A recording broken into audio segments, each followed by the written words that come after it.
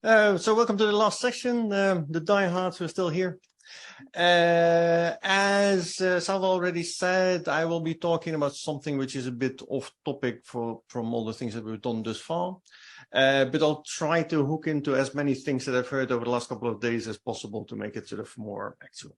I'll basically be talking about two things, gold storage and then using LINDAT as an example, and usability online of the data that you have, in which I'll use the system that I wrote myself called TEITOK as an example. But these are just examples of what you can do with the data once you actually have them. So how you can get to data and how you can make your own data. So that's what I'll be talking about.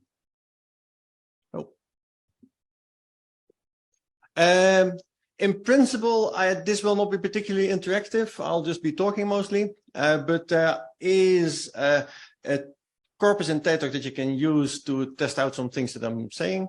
And there is a little bit of code in Python on Colab. I hope that if you run it individually, this is a shared Colab notebook. So if you change things, then probably it will change for everybody. So the idea is not that you change data here. If you want to change things, then just make a copy of the notebook and try things out there. It's more as an idea that you can see what you can do with those things than that we're actually really going to do a lot of programming here.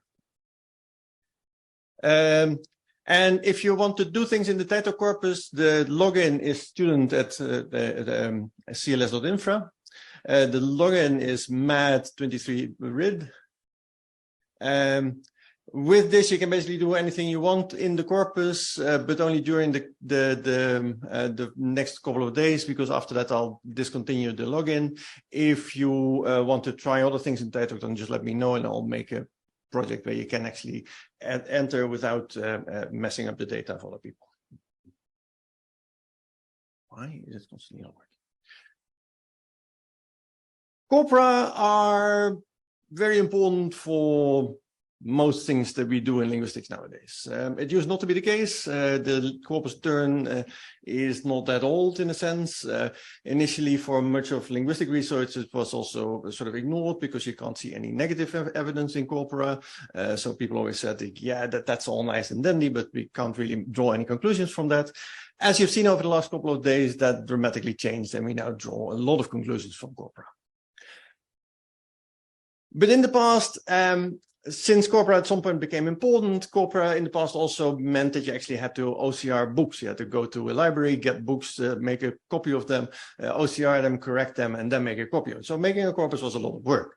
That's no longer really particularly the case. You can now make a full 2 terabyte corpus out of Wikipedia in a couple of minutes. So these things changed a lot. But with that, you typically get a corpus that just contains data and not particularly data that you might be interested in. So if you actually want to work with data, as we've also seen over the last couple of days, you always want to have a corpus that is well balanced for the things that you're trying to do. So still in the past, as well as nowadays, there's still a lot of projects that are actually building corpora. And I've heard many people say, I'm going to get a lot of fabulous results because I have beautiful data. So data are very fundamental to everything that we've been talking about these last couple of days. Especially in the beginning, when making a corpus was a lot of work, people, especially here in the South, it depends a bit on the local culture. In Iceland, it has been forbidden for a long while, is they made a corpus with public money, but since they spent all the money, all the time creating that corpus, they basically didn't let anybody even look at the corpus. So they made the corpus, they drew their own data from it, published that, and then had it on their computer.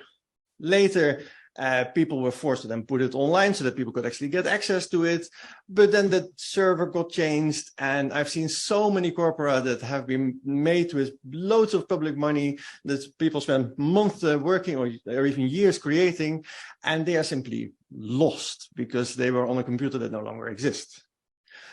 So that is clearly a very, very bad way of working. So that is something that we really needed to change.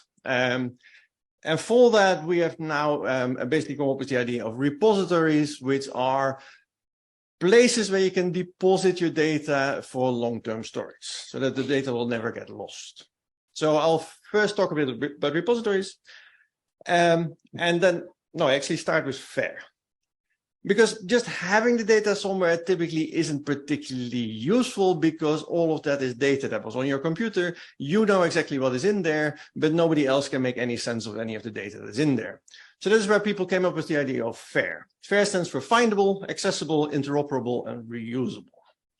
I am not really particularly in a position to say much about it because I'm not a member of any of the official boards that are responsible for this. But I will nevertheless try to convey why we want data to be fair and why any European project basically has to obey by the standards of fairness before they will even have a chance to get funded. These are the official statements about what FAIR means. So the F stands for findable, which means that the first step in reusing data is to find them. So we need to be able to actually locate the data somewhere. And then they define a number of different steps. What that means, that they are assigned some unique identifiers so that once you actually know where they are, they will also stay there. That is not like it has a URL, but the URL changes every year and you have to find it out once again where the data actually are. And that it describes what is actually in the data. Accessible means that you know how to actually get to the data in the thing, so that once you find it, you can actually get to the data. Interoperable means that once you have the data, that you can actually do something with them. And the ultimate goal is reusability. You can actually really reuse the data that you then found. So I will go through these steps one by one and explain how in a typical setup these things are nowadays established. So this is very fundamental if you want to do anything. So first of all, if you want to have your own data and your own projects funded, you will have to obey by these standards, but also you have to sort of understand these standards in order to be able to find data of other people so that you can do things with them, right? So that's what we're going to go through here a bit. So repositories are places that are meant for long-term storage of data. Right, so data have been created, and somehow we need to make sure that they stay and don't disappear. And you basically have two types of repositories. On the one hand, you have commercial firms that jumped into this niche, like Dropbox and Google Drive, that are commercial firms that are for profit, and they allow you to store the data there, typically with limited amount of data. If you have a reasonable amount of data, if you want to have more data, you need to pay for it. So they fund themselves by those people that need more space, and hence manage to keep afloat. That also includes things like GitHub, because it started out as a non-profit, but by now it's bought by Microsoft, so now it is actually for profit, despite the fact that officially they didn't change anything. In practice, they of course did. And then there are things that are sort of more open source and less commercial, like GitLab, which is also a Git repository, which is a different specific type of a specific format of repositories, and things like Hugging Face, which is in principle open science, but there is a commercial firm behind it. So these are nice and you can definitely use them, but they're not really in a sense meant for long-term storage. They will stay open, they will stay accessible as long as the commercial firm behind it allows you to do that. There have been all sorts of examples of big sort of storage platforms in the past that have closed down, and all the data were in there at some point no longer exists, such as copy.com, Mega Uploads, or GeoCities. The chances that Dropbox closes isn't that big, and Dropbox furthermore has the advantage that you actually always have a local copy of your data. So even if they would remove all your data, you still have it on your local computer. So then you just have to find a different place to store it. And you can only imagine how much disaster would happen if tomorrow Google would decide to close down Google Drive. I don't know what would happen. I think a lot of people would get extremely mad. So that will probably not happen. But then again, you would think the same for, say, Google Maps, which was an open source platform, which we have actually seen an example of, and we've had to deal with that ourselves as well. That they had an open source, beautiful mapping system in which you could visualize your data. And then from one day to the next, they made it not disappear, but they made it paid. So all of a sudden, for all the people that went to your website and looked at your data, you know, all of a sudden had to pay 0.001 cents. But if there's a lot of people visiting your website, you all of a sudden have to pay quite a bit of money. That could definitely happen with Google Drive, that they reduce the amount of storage that you could have, and hence somehow you have a problem by storing there, right? Then there are also state-funded solutions, which are in a sense sort of more regulated, so there's no profit behind them, but of course there are governments behind them. Governments can also just decide to no longer fund things. So those are things like Zenodo, which you probably all heard of. Zenodo is supported by CERN and also supported by the EC. I think it's owned by CERN partially, CERN and a commercial company, and it's funded in part by the EC. So they provide some funding to make sure that it can stay afloat. Since the EC is relatively long-term thinking, the chances of that shutting down is, in a sense, much smaller than other things that are not as big as Google Drive, right? Harvard has Dataverse, and the National Science Fund of the United States has Dryad, all of which have sort of the same kind of idea that you have a storage place. For what we're talking about here, for the European Committee for Linguistic Data, the most relevant thing is also government funded, and it's called CLS INFRA. It is a research infrastructure. It is very often referred to as a European university. It's not a physical university. It doesn't have students as such, but it has the same sort of funding structure as a normal traditional university has in many senses. And one of the official mission statement of CLS INFRA is to be a digital infrastructure offering data, tools, and services to support research based on language resources. So it is very much sort of spot on to the kind of thing that we're talking about here for linguistic data that you can then explore to look for patterns.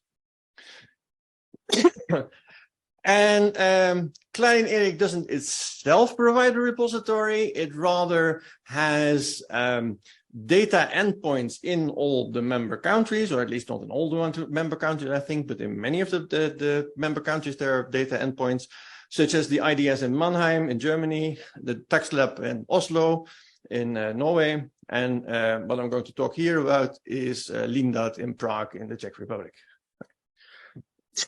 So these are repositories that are under the umbrella of an organization that is officially brought into existence to support the long-term storage of resource data for linguistic resource purposes.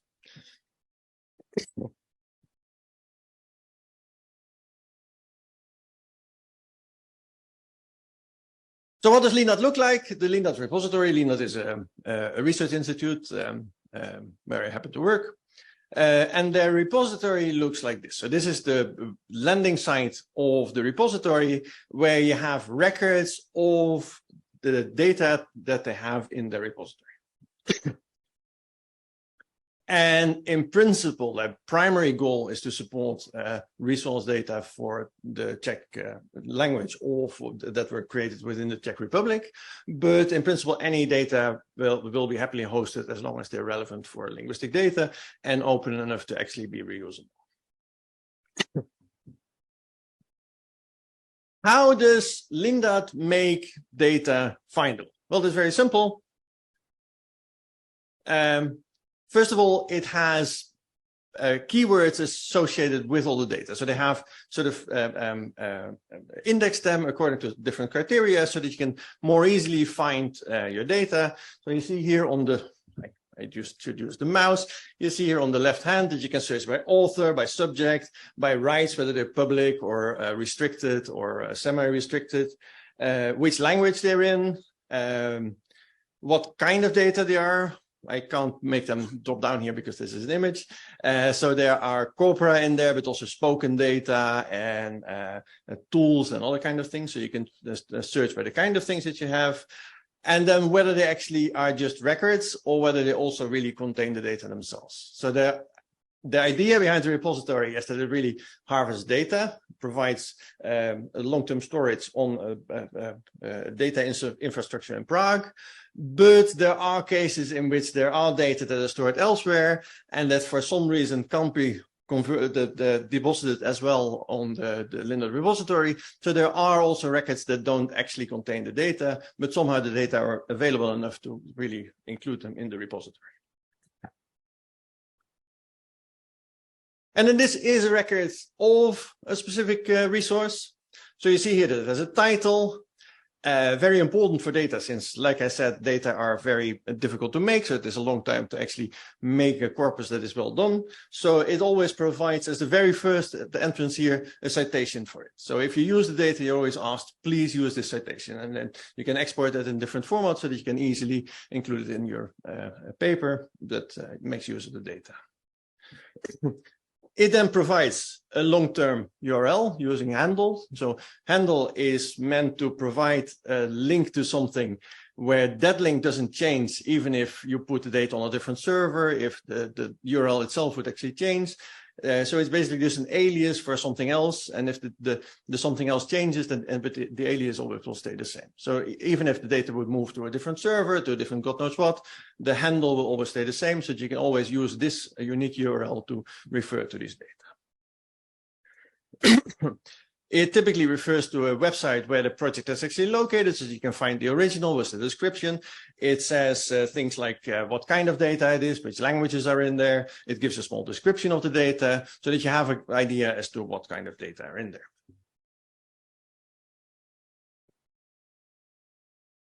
And then there are various repositories within Clarin, which sort of is inconvenient in a sense because that makes it less easy to find things. You would have to go via all the individual repositories.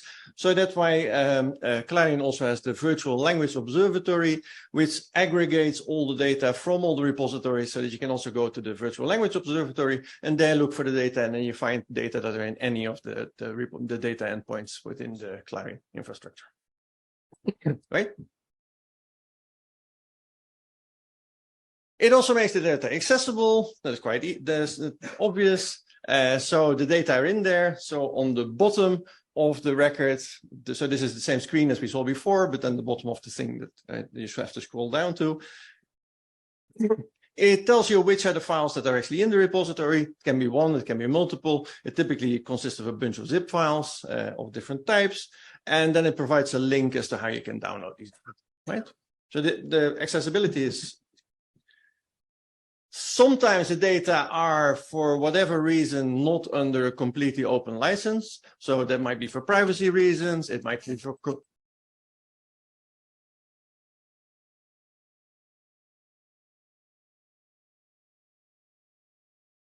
It might be for data protection reasons, for copyright, for God knows what. So there are always reasons why you first have to actually sign a statement that says, I will not use these data for anything but what it's intended for.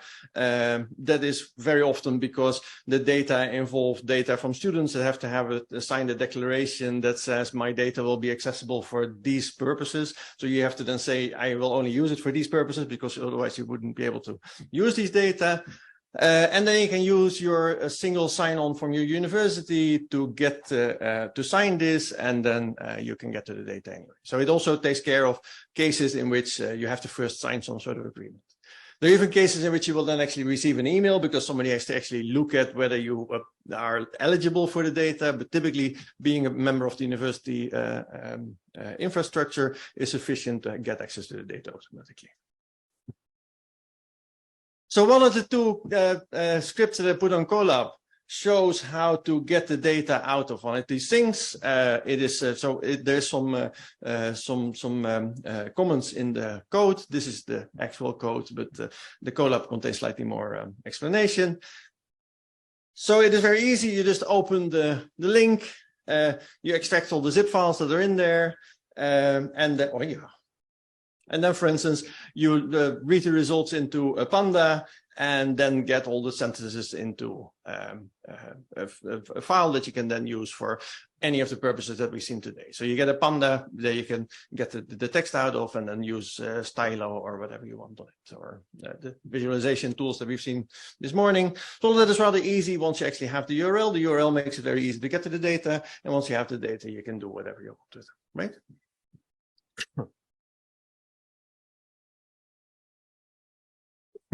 So that is how you can find interesting data, because there is a lot of data out there. So if you are looking for data, please go through all these repositories and just simply see if the kind of data that you need to do your research doesn't simply already exist. or whether you can combine various resources to make a resource of your own so that you can actually have a corpus to start with, so that you don't have to make it from scratch. But there will always, of course, also be cases in which you do actually build a lot of resources yourself, or you have made more information about the resources that you originally used. And then you're, of course, always also invited to actually deposit your data here. If you're making use of data of other people, then make also sure that other people can also use yours. That's the idea of FAIR. One of the things that I always tell everybody that starts a corpus project is two things. A, make sure that it is actually accessible for other people. But B, if you are not intending to use your own data, then please don't make a corpus. If you're not going to use it, then don't expect anybody else to do so. If you're not at least one of your users, then probably your corpus is not going to be particularly successful. So only make a corpus if you actually have a reason to have it, right? But if you have a reason to have a corpus and you made it, then please make it available. And that is, so this is the submission guidelines for LINDAT, and the easiest thing to do there is actually to show that. I have that open here. So this is what you get if you click on the right here. So deposit gives you an explanation as to what to do to deposit your data to LINDAT. All the other data endpoints have a similar structure. And it tells you that the first thing you need to do is actually log in with your single sign-on again of the university. And then you get a list of all your submissions in the infrastructure. So this is one that I set up as a test. Yeah, I'm logged out in the meantime, so I have to. I'm now clicking on something else. So now I'm logged in. So now I can actually see my submission. So this is a test submission, and I can resume the process because this is just a test. Right? I was actually checking out how to automate this process.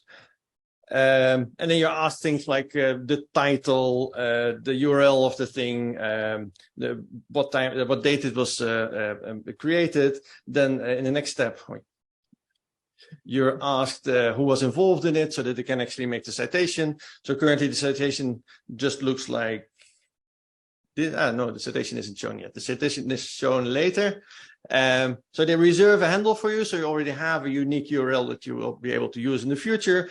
And then you're asked to provide your name, the university that it's associated with, the contact person, and things like the language, a short description. Many of the things are obligatory. So if you try to go on, it tells you, no, you need a description. Otherwise, we have no idea what's in here. And all these things are always regulated so that even though you are already logged in, it won't be automatically published. It will be sent to the responsible person for the LINDAT repository, who will then judge whether these data actually abide by the standards set by the repository. So you get a repository of nicely well-ordered data, right? So this means that the data are, because of the existence of repositories, now findable and accessible, right? But it doesn't provide any obligations about the kind of data that you deposit there. It, of course, makes recommendations like, please consider making it into this, but it doesn't really make it interoperable. You get a bunch of data, but you don't necessarily have any idea what to do with those, right? So interoperability comes from somewhere else. And within the field of digital humanities and computational literary studies, hence as well, the most established standard is the text encoding initiative. The text encoding initiative is stems back to the 1990, more or less, and was an idea to provide a standardized format for any kind of document. So as a variant to PDF or to HTML, right? It is a variant of XML, bearing details that are relevant here. So sort of say like HTML. HTML is more or less also an XML structure. It's actually an HTML structure, but that's irrelevant here. I will give some examples as to, for those that don't know what XML is, so that you see some examples of it. And it is the de facto standard for any kind of document in the digital humanities, up to the point where, for instance, the CLS INFRA is currently building a repository, a database of corpora that are relevant for the computational literary studies. And the second question on the questionnaire is, how compatible are your data with TEI? Right? So it is that, so if you submit a project and you suggest a data format that isn't TEI, your project is much less likely to become accepted, because TEI is the de facto standard. It has to at least be compatible. So it has to be convertible to and from TEI in a sense, right? TEI basically gives you two kinds of annotations over your data. On the one hand, document level information. That is the author of the text, the date, but also things like if it's a sound file, where it was recorded, with what kind of machinery it was recorded, who recorded it, who were the people that were involved in the recording. A lot of different kinds of data can be stored in the TEI header. Actually, the philosophy behind TEI is, if you have anything to say about your document, please put it in the header. It is never in the way, and it might be useful at some point in the future. What people did in the past is you get text files, and then you have a different Excel sheet where you keep data about your information. That is a very bad way of working with data, because the name of the file in your Excel sheet and the name of your actual file never really correspond, because you forget that spaces are relevant for computers, that capitals are relevant for computers. So I've seen so many corpus projects in which you have a nice Excel sheet with a lot of data, and then you basically have to go through them one by one to see where these data actually should go. And then there's even cases where people have sorted the Excel sheet, but then on only one column. So one column has completely shifted with respect to all the other ones. So you have data that are completely misaligned and useless. That sounds very silly, but it happens so often, because corpora typically have a long lifespan. So from the beginning to the end, there can be so many things that can go wrong. The big advantage of TEI is that it keeps the metadata directly related to the text itself, so that you can never sort of have them misaligned. And then you have text level information. There's a lot of different types of documents in TEI, and hence there are a lot of extensions to TEI that make it basically possible to say anything you could possibly think of that you could say about a text. So there can be paragraphs, chapters, sections, columns, God knows what, but also bold, changes of hand, unclear sections, things that were added later after the text was written first, drop caps, gaps, God knows what. Time indexes for spoken text, text regions for manuscript aligned data, names of people, events, places, terms. You have dictionaries in TEI. There's a lot of different things you can do in TEI. So there's a massive. I at some point tried to make a dump of the entire definition of TEI, but it became so big that I couldn't actually store it locally anymore. So there's so much definition that it is basically impossible to know everything about TEI, but if there's anything you want to do, you can always find a way in TEI to do it, because there's simply so much. The basic structure is hence, at least there is more than just these sections, but these are the ones that are relevant for the kind of things that we're talking about here. You have a TEI, which is an XML element. XML has these kind of brackets that don't have a slash at the beginning and do have a slash at the end. So that means that this is a node, as you call that. So the main node or root is the TEI document itself. And then you have the header, well, the document level information goes, and the text where the entire text level information goes, right? This is an actual example of a TEI header. And I'm not going to give an extensive overview of TEI because, like I said, there's a lot of it. But this is a good indication as to why TEI is so complex. This is the header for the book called Desideri Erasmi Rotterdami Colloquii Familiari, written by Desiderius Erasmus.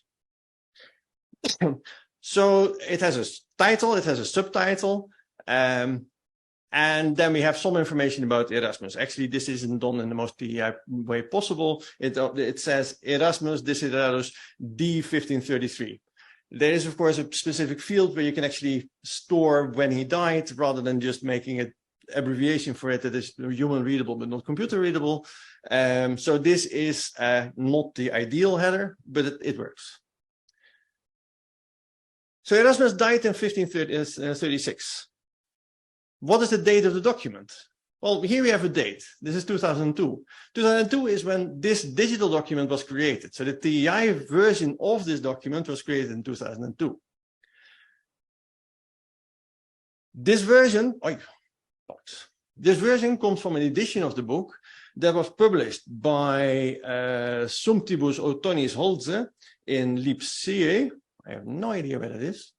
Between 1867 and 1872. But this is, of course, not the first edition of when the book was published, because Erasmus died some 300 years before that. So we don't even know when the book was actually published. It was probably published around 1517. No, we do know when it was published in 1517, because there is a first edition. So despite the fact that you already have 3 dates here, none of them is the actual, say, date of the document.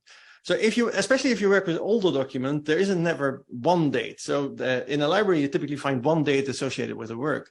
If you work with older documents, there typically are many dates that are relevant, and none of them are simply the date of the book. As you can see, they're all called date. This is called date. This is called date. But the place within the TEI header means that these things have a very specific interpretation, right?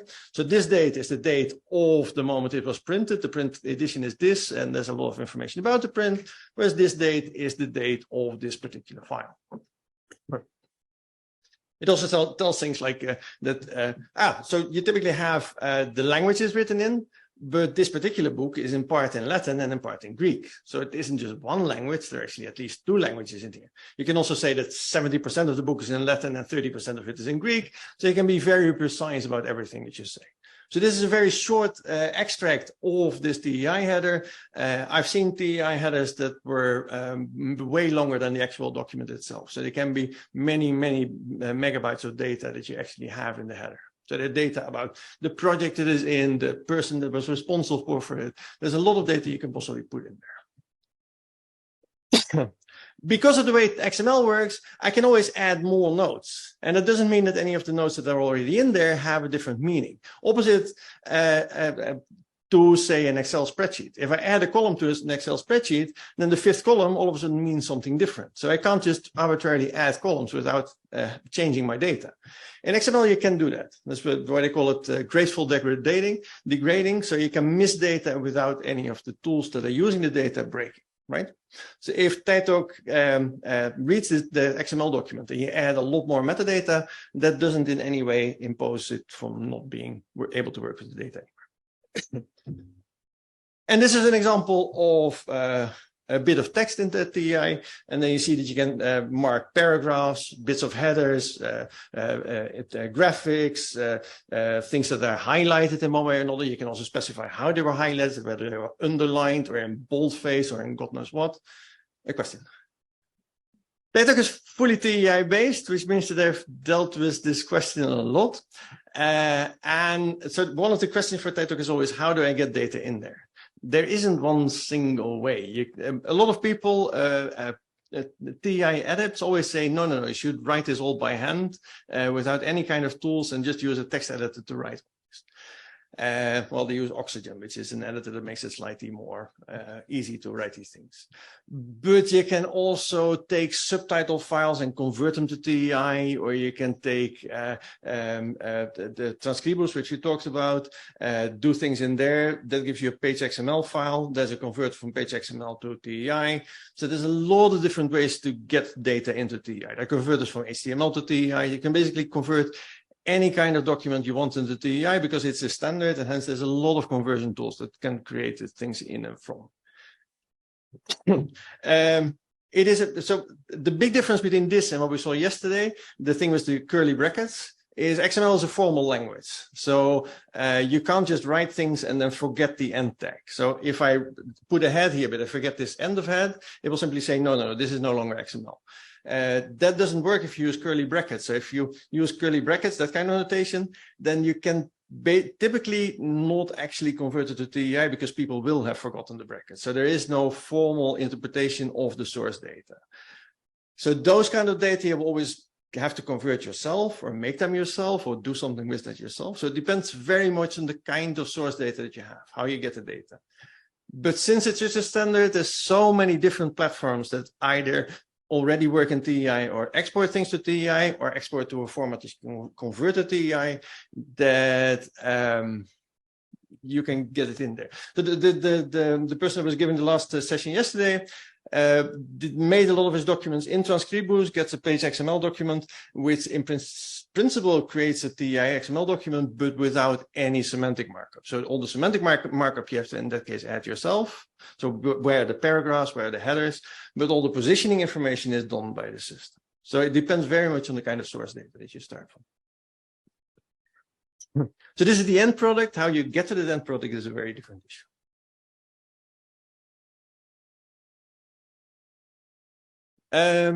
TEI is by design, what time is it? A soft standard. That is to say, there are a lot of different things you can do, and that typically also means that there are many different routes to this, many different solutions for the same problem. So I have something in my manuscript which is unclear, and then they have very different, the many different ways in which you could actually encode that.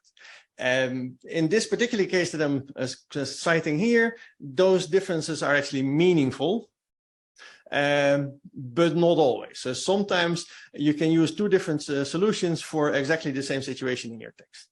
So if you have something in your manuscript that you can't read, there are three tags you can use. You can use unclear. Unclear means, and this is from the TEI-c.org. That's where the actual official definition are. And these are hence taken from the official documentation. These things change at times, but not really radically so. So sometimes, so there's an element called LB, and I wasn't really personally the person nagging for that, but I was definitely one of the people that was behind was driving the people to complain about it. LB meant a line break, which means I have a line and it breaks and then it goes on the next line. Before the first line, there is no line break. So the document didn't start with a line break.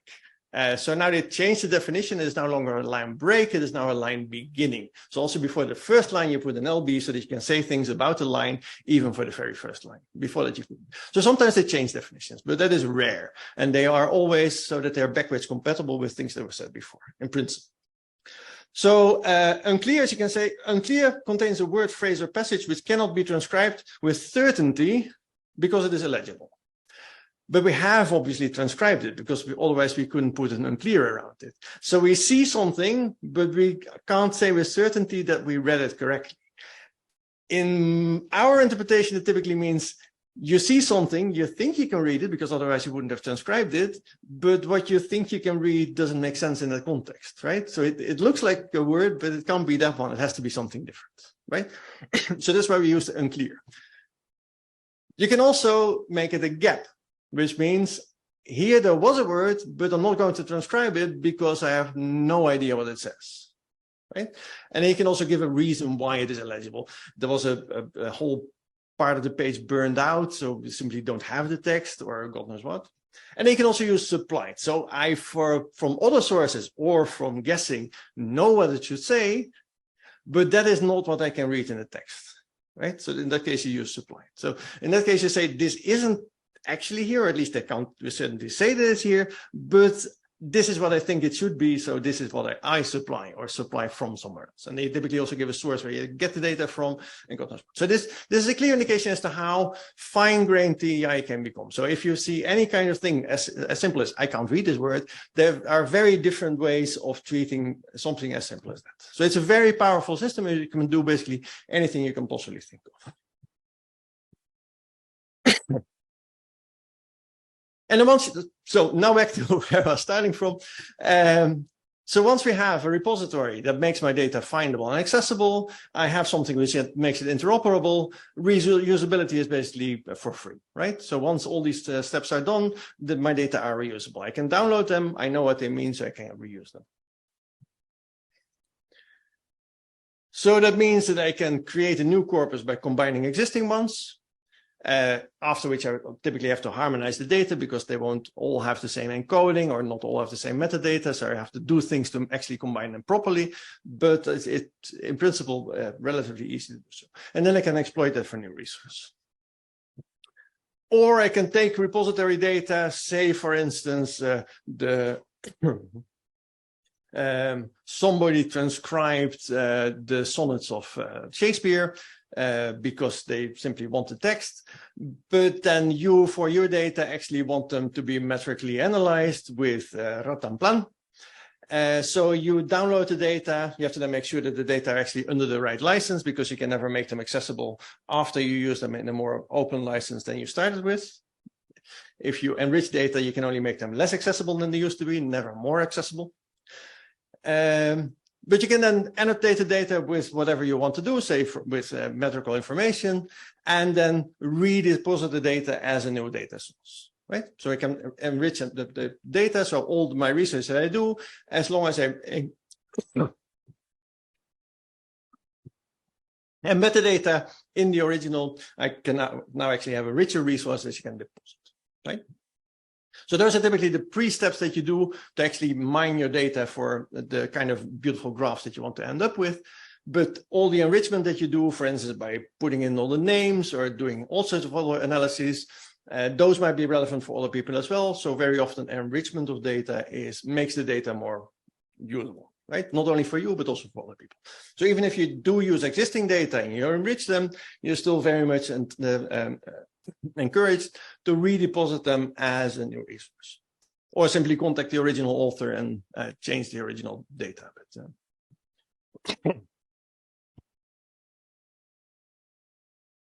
so with this, we get into a situation which is much more sustainable than what corporate started out with. So we're no longer in a situation in which people make things on their own computer, nobody can have access to them, and they disappear over time. We now have a situation in which we have repositories with interoperable data that you can easily get access to and reuse them in your research, right? And explore them for the kind of data, the analysis that we've seen over the last couple of days. That is all nice and fine if you really want to do your main research on that. So you make a new corpus out of data that you find and then take it as a starting point for a lot of research. But in many cases, you just want to use the data to get a quick idea about certain things. And in that case, this isn't one of the first the statements. This is actually something which I came up with here on the fly. We want data also ideally to be directly accessible. So not just theoretically accessible, so you could go there, you could get the data, you could analyze it all, you could do things. No, ideally, we would want to have people be able to directly use the data in as direct a way as possible. Where is... And there's basically two competing, although not incompatible, ways of establishing that. One is you could provide an advanced programming interface for it. So you could provide an access point where it's easy to get the data out and then do something with them. An example of where they do that is Dracor. Dracor is, I am not entirely certain much. Is Dracor created within CLS, or is it simply one of the example? A bit of both. So it's very much associated with the CLS infrastructure, but it is an independent project, right? And they have created what they call programmable corpora, which means you can program data out of there. And this is the other script that is in the Colab. With these 10 lines, you can ask for all the spoken text sections of all the drama by Shakespeare, right? So this is the starting URL for the Dracor API. I then first ask which drama I actually have, so I get a list of all the dramas, and then I iterate through all the dramas, get the text out, and then store them in a text file, and then can print them or can use them directly in Stylo, or can do all sorts of other things, right? So this is a very easy way if you want to do, say, the kind of data extraction that we did here in this couple of days from an existing corpus. For that, you ideally want an API in which you can easily extract the data in an efficient way. So not in the kind of way that you saw yesterday. That isn't his fault, but yesterday we saw somebody use a query interface to get a list of results in which every line contains an entire section of the text and then only takes the middle word out of it to actually reconstruct the text of the original document. That is possible, so we can do these kind of things, but it is highly efficient. So it's much more efficient if you provide an interface like this, an API in which you can actually say, these are the kind of things people are typically interested in. So the full text of the document. So here is a link with which you get that, and then you simply get a text file and you can do whatever you want with that. All right, so that is one way of making text more directly accessible. But for many people, if you don't really want to do the kind of statistical data, the analysis that we did here, it's much more easy to provide an online query interface with which you can get statistical data directly from the corpus. So they don't have to download the corpora and do something with it locally, but actually online you can query the corpus directly. Online query interfaces have been along for a long while, but they sort of radically changed with the introduction of the Corpus Workbench, not because the Corpus Workbench was radically different from anything that was before, but because they provided an easy query language. This is the query language that they use in SQL. Oh, yeah, in SQL, I can't click. So square brackets indicate a token or a word, and in between the brackets, you can say what you want that word to be. So here we're looking for 3 different parts next to each other. The first one has to be the word the.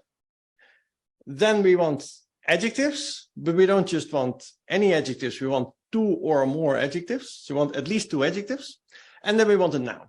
So with this, we get sequences from the corpus directly in a language that takes some getting used to, but is extremely easy to understand. It makes it much more easy to actually understand how to formulate queries. And hence SQL basically became the standard overnight. It looks a lot like things which other people, including myself, created before that, but it's simply more elegant and more efficient. The Corpus Workbench itself is not an online tool, it's an offline tool, it's a command line interface tool.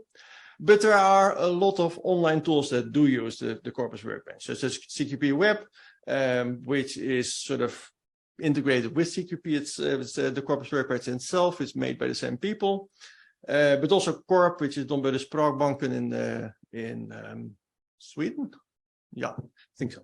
BuanaNet, which was developed in the Pompeu Fabra in Barcelona, and TEITOK, which I will be talking about here, which I created myself. So these are tools that use CQP as the Corpus Workbench, which has something inside called the Corpus Query Processor. So sometimes I'll say CQP instead of CWB.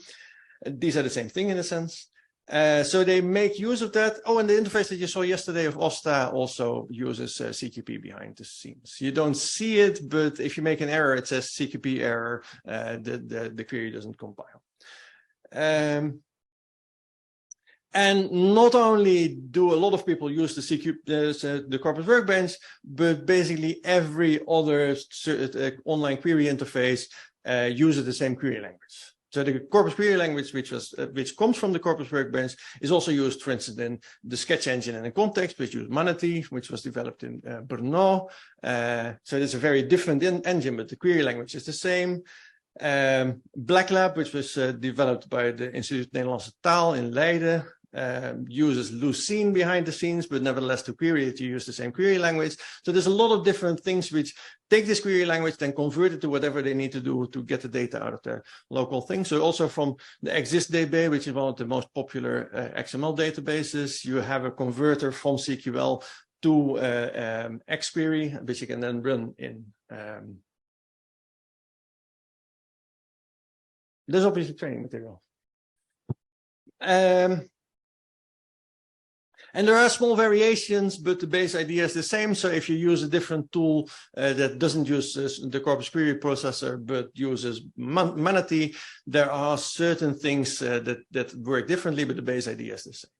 So, for instance, if you want to look for regular expressions in the corpus workbench, you always have to specifically say that by using ** to say this doesn't have to be at the beginning, whereas Manatee is based on Python, and they use a curly equal sign to indicate that something is a regular expression rather than an actual string.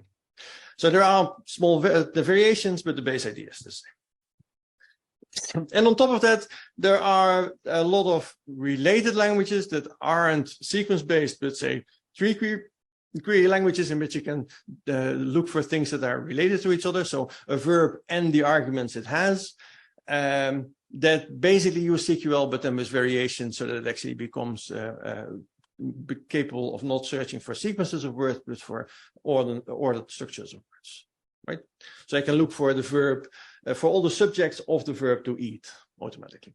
I couldn't do that in SQL because SQL can only look for sequences, and hence it doesn't work if your subject is to the right or if the subject is too far to the left. So you need a parse tree to actually be able to do that, and then you need a different language.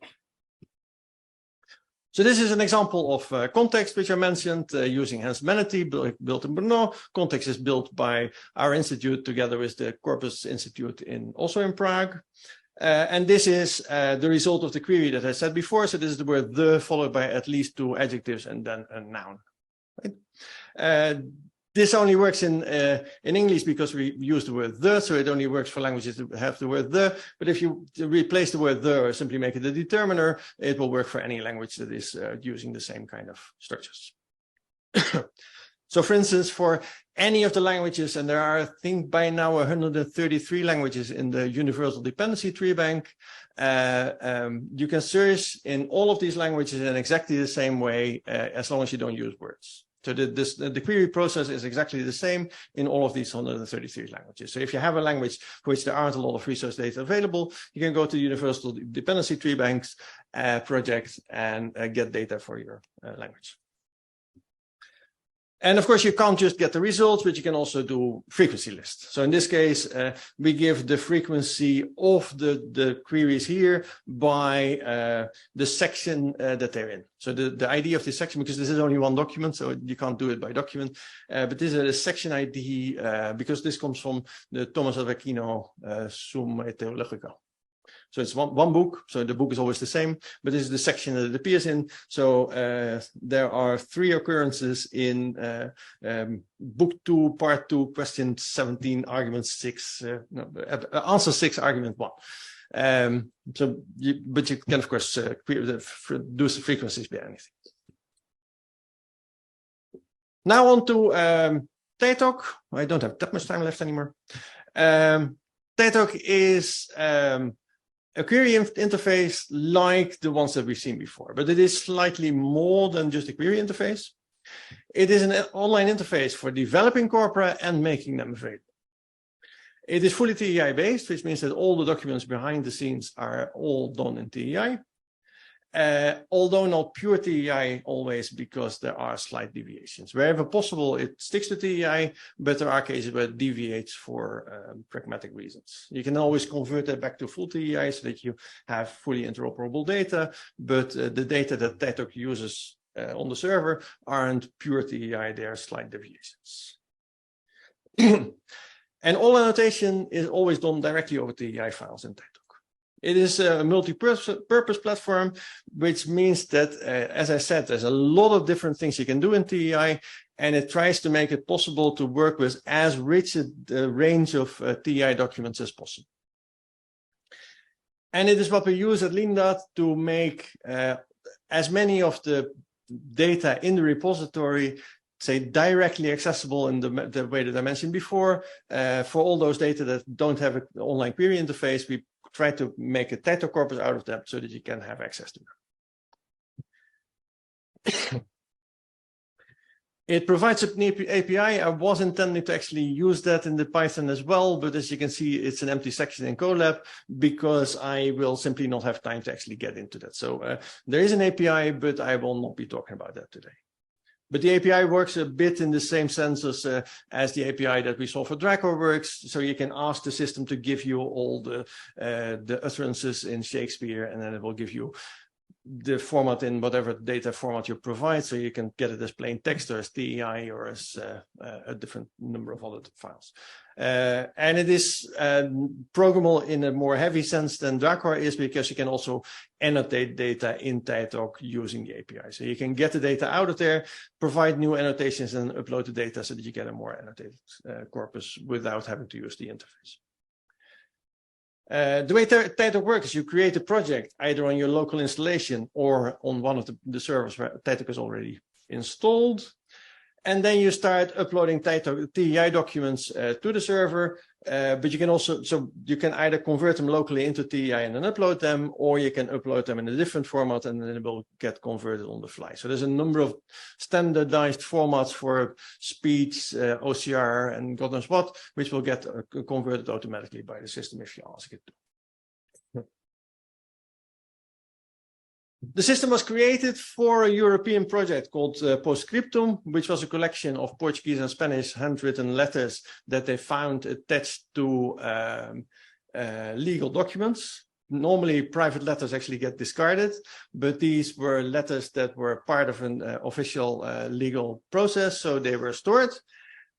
And this, contrary to the few letters that were actually maintained, are written by not necessarily literate people. So it is as close as you can get to 16th to 19th century spoken Spanish and Portuguese as you can. I mean, we don't have any spoken data, of course, because there were no recording devices, but this is as close as you get to spoken data of that era. And like I said, we use this to try to make the data in LINDAT or related to LINDAT available as a searchable online corpora. So for instance, the European Literary Text Corpus, do I say it correctly? LTEC, which was mentioned before, is on the verge of becoming available in TEITOK. This is an overview as where you can see how big all the sections are. So the biggest section is French, which has about 70 million words. And the smallest one is Irish, which has only 28,000 words. So they're largely different, but you can search all of these data and see all of these data in TEITOK. Like I said, so TEITOK provides the same search as we saw before in context. So this is taken from the migrant stories corpus, which is one of the data in the repository of LINDAT, where we once again look for the followed by two or more adjectives followed by a noun. And these are the results that you get in the migrant stories. But contrary to most of the other search tools, TEITOK is actually a tool to explore the data behind it. So the data behind it are in full TEI, and hence you can display them in much more detail. It is not just to get the statistical data out there, but also to actually see the underlying resources. And then it very much depends what kind of resources you have, how these things are displayed. So this is the Sonnet 17 of Shakespeare, which is actually in the TEITOK corpus that is set up as an example for this course. So you can access this and actually add more things or change things, play around with this if you want. And it can display the entire text. And furthermore, if you move your mouse over words in the text, it can show you the full annotation that it has for all these text, for all these words. So we can see that parts in the fourth line of Sonnet 17 is of the lemma part. It is a noun, which in the plural, which is the object of shows. Is that actually correct? Yeah, that's correct. This is done automatically, so you're never certain that the answer is actually correct, but it has a 90% correctness for syntactic parsing, so you can be pretty certain that the analysis is correct. So this is for simple text, if you don't have too much information. Actually, there is more information behind it here that you don't see, because this actually has a metrical analysis of the verse lines, which isn't displayed or used here. So the information is in the XML, but as I said, there can always be more information in the XML without it being in the way. So there is more information that you simply don't see, and it won't affect TEITOK in any way. But it can also, for instance, work with spoken or audio, video data. So this is an example of something that I took from the Open Subtitle database, which is a video of somebody talking about an interview where they're going to interview Peter Joseph, which is an activist and a filmmaker. And here you not only see the text, but you also see the video. You see a waveform diagram of the sound behind it. And if you play the sound, it will, so let me actually show that. I don't think I have that open.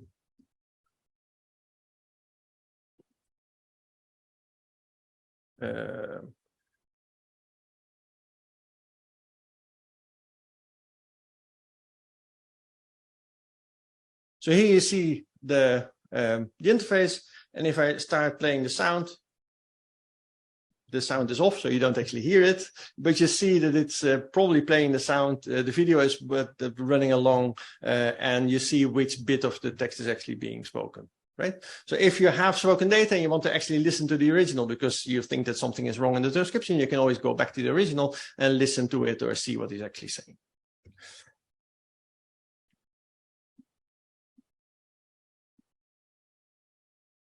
And if you have not spoken data, but rather manuscript data, you can do the same thing with them. So this is the Cantigas de Santa Maria, one of the oldest documents in Spanish, not really the oldest because that's, oh God, it escapes me at the moment. No. And you can see here that we have a manuscript image, and behind every line in the manuscript, we see the transcription of that line. And I mean, you can see that we still are actually working with an annotated document, because here you can see that the word Compostela here is actually, it's supposed to be Compostela. The Cantigas de Santa Maria are before the split between Spanish and Gallego, between Portuguese and Gallego. It's the oldest Portuguese text in the world. That's what I need to say. Yeah, El Cid is the oldest Spanish one. And this is before the split between Portuguese and Gallego, so you can't say whether this is actually Gallego or Portuguese. So it gives you the modernization both in Portuguese and in Gallego. We can do all of that. And you can see here that we have all that information about this word, and we see the actual bit of the image, so that this is the word Compostela. So I don't need to look for it, I can see it automatically. It is very important to be able to go back to the original data. We saw an example of that yesterday by the analysis where fe was one of the most occurring words in one of the two documents, and that was just because it was a long S and not actually an F. So if you do all sorts of analysis and you see weird data, then you typically have to go back to the original to see if that isn't because of a problem in the original.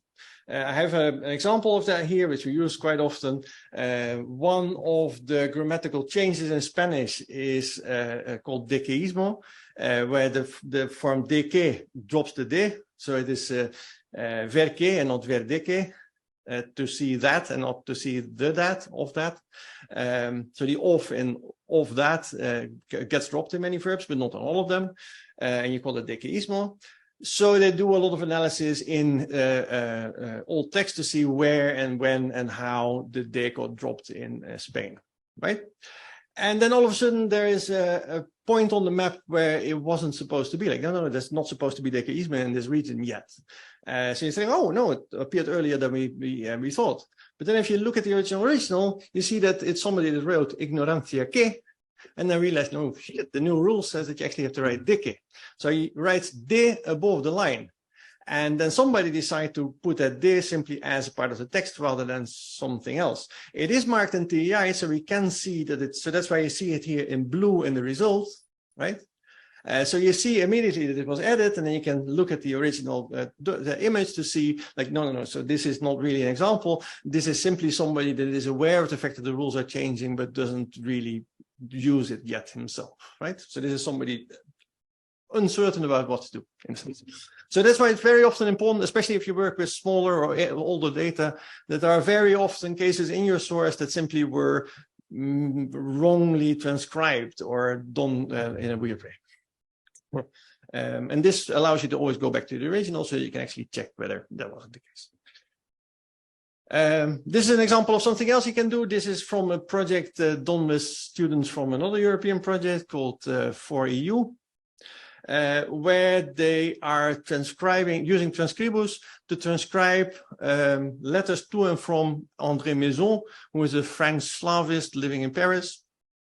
No, I can't remember which period, about a century ago, a bit more. And these are hence done with handwritten text recognition, and hence the system not only knows what the text is, but also where in the document the text is. By using that, you can actually search for the word, for any occurrence of the word "progitally," and then get all the occurrences, all the document cutouts of the word "progitally" in all the documents in the corpus. That is, for instance, very helpful if you want to do authors the determination, if you want to see if these texts were actually written by the same person or not. There is no way a computer can do this for you, but if you look at this text, you probably will see that many of these are written by the same person. So these are the documents from André Maison himself, whereas some of the other ones are clearly not, right? So depending on the kind of things that you're looking at, this can be very useful, and it can be very nice. So there's a lot of ways in which you can explore all these data. And then if you have mapping data, so you also keep track of where your data were written, you can, for instance, in this case, do a comparison between the word mujer and mujer in an old bit of document, and then map them on a world map. So this is where Google Maps disappearing was problematic for us. Now uses OpenStreetMaps, where also something disappeared a month ago, so we had to change it once again, but that's a different story. And this is not actually, so they're called mujer and mujer, but they're not actually written like this. It's all variations of those. So everything that has a g and everything that has a y in it in the middle. So the queries are actually slightly more. And not surprisingly, you see that mujer is mostly used in Portugal because that's what you say in Portuguese, and mujer is mostly used in Spain because that's what you say in Spanish. And that if you go abroad in Bordeaux, you see a mixture of Spanish and Portuguese because it's neither, so you see a mixture, right? So you use visualization techniques to and then we were moving in the direction of actually also adding things like scatter text. Scatter text is a bit similar to what Stylo does. So you could actually run your data automatically through this and then get an information online. We're moving a bit away from that because with APIs, it's actually easier to let people do that themselves and actually make it easy for people to run their data directly through Stylo rather than try to force Stylo on the web interface. So the system moves a bit away from actually doing that online. It still provides some of the things online, but it actually more and more encourages people to just run things through their preferred tools locally rather than forcing it online. And it is not only a tool for displaying, but also for editing. You can do your entire pipeline in TEITOK. So you can edit the metadata in simple HTML forms. I'm almost running out of time, so I'm going to skip this. You can run NLP pipelines automatically on the server. You can also download your data, run it through Spacey or ClassLA or something else, and then upload that. There is the documentation of the API. It's not fully available yet, but we have a bunch of examples, and they're building a Colab page where you can actually just see some examples as to what to do. And you can just manually correct. So I'm going to show that last part here a bit before we run into the end. With something that we heard about yesterday. We had two contradictory statements. Joanna said, be careful that you don't use any data from a period in which there's orthographic variation, because orthographic variation throws off Stylo.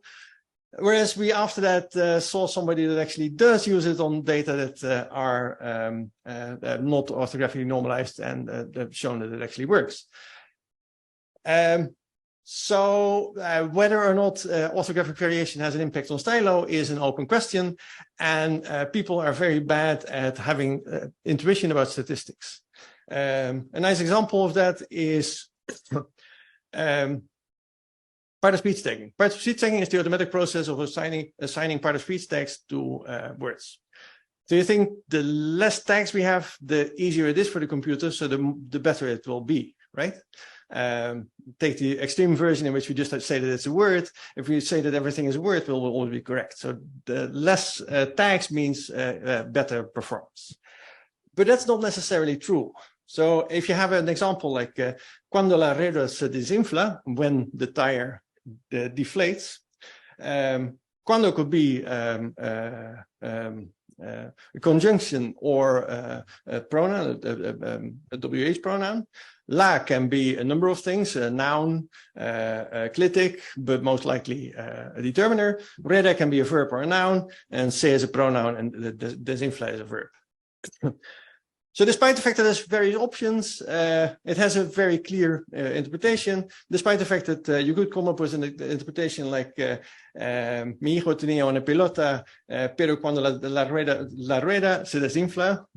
So my son has a ball, and when he rotates it, it deflates. So in that case, it is actually a pronoun followed by a verb rather than a determiner followed by a noun. But you really have to come up with a garden path sentences to make this into that kind of construction. So the by default, by far the most likely interpretation is a determiner followed by a noun. But if I don't keep track of the gender, and I make it cuando el rueda se desinfla, that can never be the interpretation. So it can be anything except for a determiner followed by a noun, right? So if we discard the gender, then the performance will very often actually very much drop. So you see very, very often that more tags simply make tagging better because you get more information in there. So people are very bad at judging what will happen if you don't get rid of orthographic information. Nevertheless, we can with some certainty say that there are always cases in which normalization will help. So if I have a text in which in is both written with an Y, with a Y, and with an I, that will not help in many cases, right? If mujer is written in 15 different ways, there are all sorts of cases in which that will not be helpful. There's all sorts of things that it can't do. So text normalization is something that very often is a very useful step, right? So if I have a document in which I want to maintain the original orthography because we're working with historical data and we don't want to falsify them, say this is the Tempest of Shakespeare, which is also in the example the document, the corpus that I made. TEITOK actually allows you to have two different versions of the text, the original and the normalized one, and you can switch between them by simply clicking on the top here. Let me actually do that. That's the easiest way to see it. Do I have that?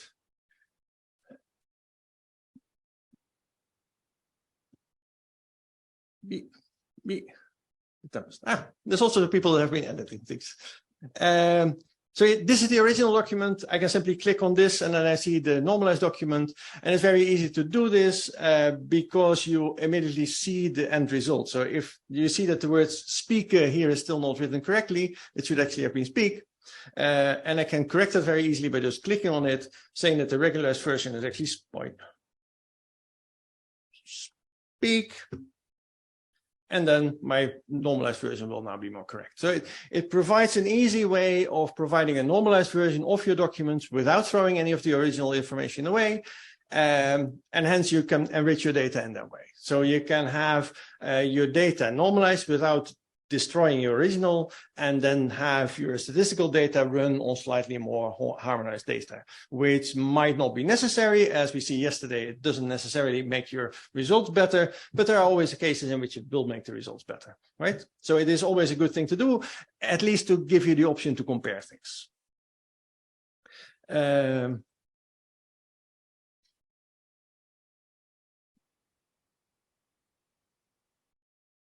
This I showed, and then you can also, since both forms are actually kept on the same token, you can search for words that are written with that end in irre, I-R-R-E in the original, but not in the regularized form. So I can look for all of those words that used to be irre but no longer are. So in this case, that is bistere, bistur, which occurs twice because it is bistur in the normalized version and it was bistere in the original orthography. So you can actually combine these different kind of things. So TEITOK is a way in which you can make your data, enrich your data online in an easier way. You can also do it via the API to make it even easier. and then immediately have the results be directly accessible for everybody online, so that everybody can make use of all the normalizations that you provided, or all the names that you added to your text, or all the other things. So this takes FAIR, in a sense, a step further by not only making sure that the data are reusable, but also really usable on the spot, so that whatever you do is always accessible for everybody out there that wants to make use of your corpus. So in this way, you make sure that all the hard work that you put in your corpus is actually put to use, and people can actually make use of it in a fair fashion. That is for me. Are there any questions? It's late, I know. Let me see if there's any questions online, because I was actually talking faster than I intended. So I don't think so. I think people have been answering their own questions online. Yes. I had one about Is that? I had this very small one, in case you could give us some tips on databases holding corpora like LINDAT. Where else could we find and look for these things? I'm trying to make myself one of Renaissance Latin texts, and I could try to like scrape something that is not very friendly, but I was just wondering if you could mention some examples that other people as well might be interested in from other genres or other languages. So there's a whole bunch of different possible answers to that. There are, of course, a lot of people that are doing that. There is a lot of data on, there's probably much more data on, say, GitHub than there is in repositories like LINDAT, because it's much easier for people to start a Git project than it is to set up the repository. But it's very difficult to find them in there. So there are projects that harvest all the TEI-based documents in GitHub, and then actually make a list so that you can search through those in a more, I can't find that here. You, of course, have things like the TEITOK project list, which is here, where you can see all the projects that are in TEITOK. The CLS infrastructure is, like I said, making a database of as many of the corpora, the larger corpora that we deem relevant as possible, and say where they're accessible and how, and what kind of data are in there. If you're looking at TEI data, then, for instance, for Spanish, there recently is the woman that used to be in charge of LIND, Del Rio, made a project in which she asked a lot of people to put as many data in Spanish in TEI in there as possible. So that's a database. So these are sort of agglomerating databases that ask, either look for the data themselves and then make it searchable, or ask people to provide data so that things become more searchable. There are also, so data sets is now a thing. So in the Hugging Face, for instance, you can find data sets that are accessible. So there's a lot of different places where you can look nowadays for data. I can't remember what you said that you were looking for. Renaissance Latin.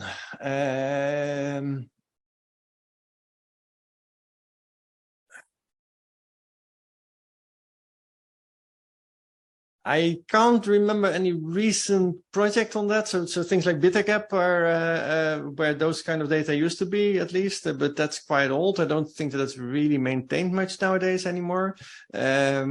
So there's a lot of repositories, and actually every week more of them pop up. So it's very difficult to keep track of all the places where you can possibly look, but they all sort of aggregate more and more data. So they become more and more usable in a sense. So it's always just a matter of searching online and seeing if anybody did the work for you already. And if not, look for them and then make the data available to other people.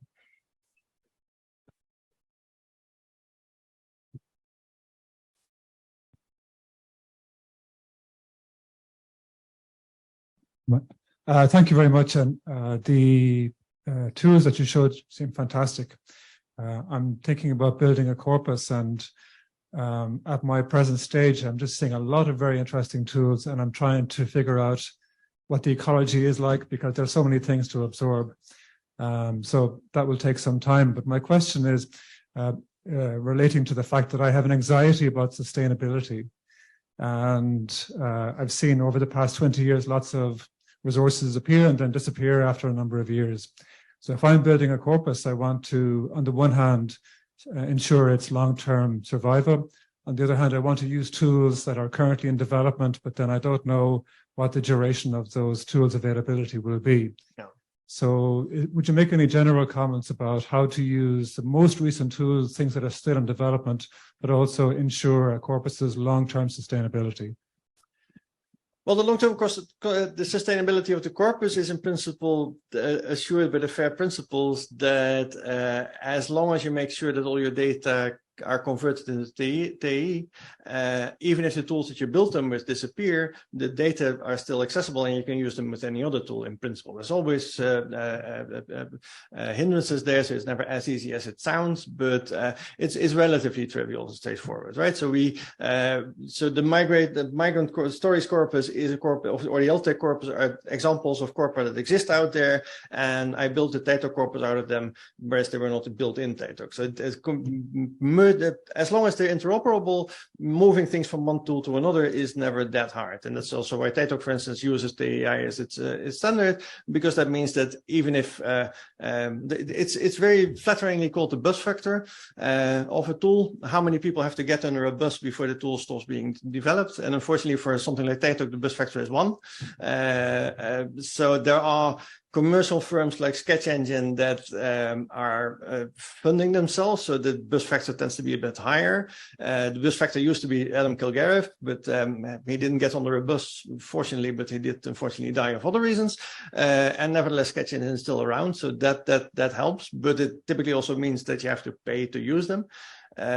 So it very much depends on what you want, and all tools are striving to be fair, so that the data will never be lost, and you can always, with minimal effort, just recuperate as much of the data, the usability as possible.